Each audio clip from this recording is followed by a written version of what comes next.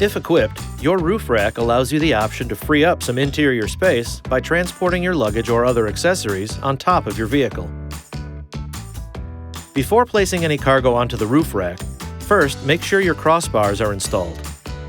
If your vehicle is not equipped with crossbars, an authorized dealer can order and install genuine accessories built specifically for your roof rack system.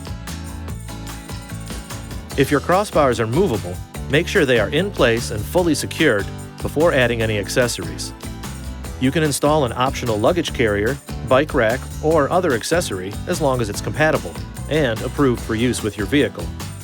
When loading cargo, make sure to distribute the weight evenly and never exceed the maximum weight limit of your roof rack system, which is normally 150 pounds or 68 kilograms.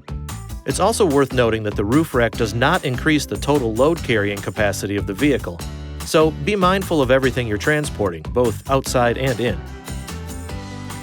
A couple of other things to keep in mind. If your vehicle is equipped with a sunroof or any other type of retractable roof system, be sure to keep it closed when using your roof rack.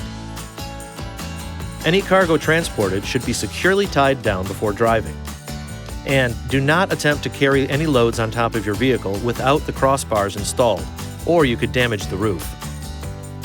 Add to the enjoyment of your next road trip by reclaiming some interior space and letting your roof rack carry some of the weight. This video is not intended to take the place of your owner's manual. For complete details and other important safety information, please see your owner's information.